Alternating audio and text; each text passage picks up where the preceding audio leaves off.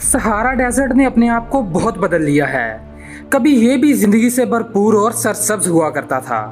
नाज़रीन, सहारा रेगिस्तान दुनिया का सबसे गर्म तरीन और तीसरा बड़ा रेगिस्तान है।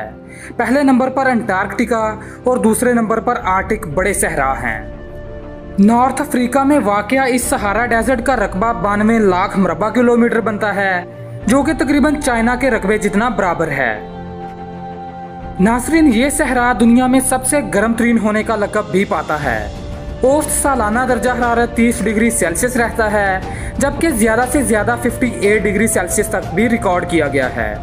बारिशें ना होने के बराबर होती हैं। चूंकि नमी बिल्कुल भी नहीं होती, इसलिए रात को दर्जा हरारत -6 डिग्री सेल्सियस तक भी पहुंच जाता है।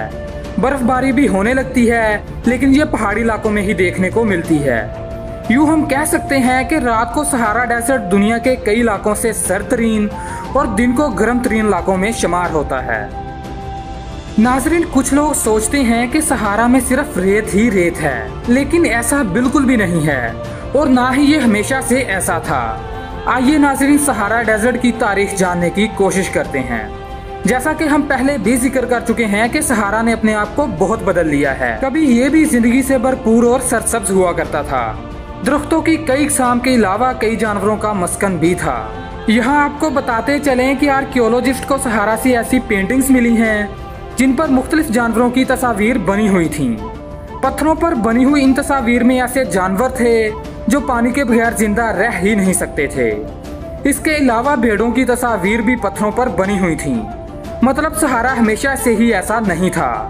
आखिर क्यों पहले वहाँ इतना ज्यादा पानी था और जिंदगी थी जो अब मुमकिन नहीं है।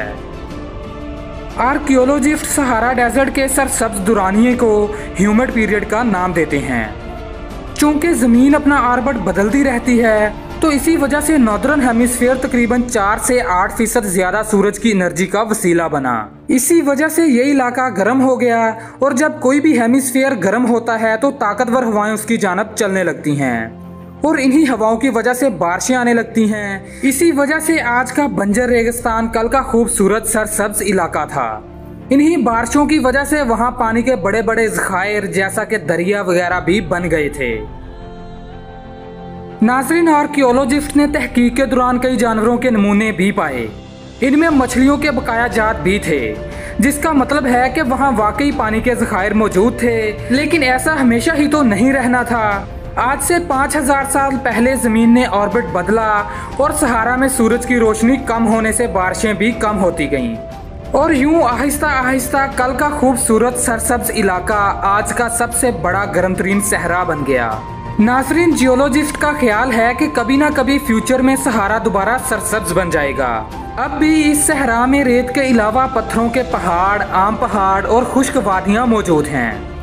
इस वक्त सहारा में 20 से ज्यादा झीलें मौजूद हैं, जो कि ज्यादातर नमकीन हैं। कुछ लोग पूछते हैं कि सहारा में रेत के टीले कितने बड़े हैं, तो इसका जवाब बहुत ही दिलचस्प है। सहारा में मशरकी सेंट्रल अल्गेना में कुछ दुनिया के सबसे बड़े रेत के टीले मौजूद हैं और जो तकरीबन 450 मीटर बुलंदी रखते हैं। सहारा में सिर्फ और सिर्फ 20 लाख लोग रहते हैं, जो वक्तन फवक्तन अपनी जगह बदलते रहते हैं। नाज़रीन, अगर आपको आज की वीडियो पसंद आई है तो इसे लाइक कर दें और मज़ीद इंटरेस्टिंग वीडियोस के लिए हमारे चैनल एक्सप्लोर द यूनिवर्स को सब्सक्राइब कर लीजिए। तो हम मिलेंगे आपको एक अगली इंटरेस्टिंग वीडियो में। अपना बहुत सारा ख्याल रखिएगा। अल्लाह हाफिज़।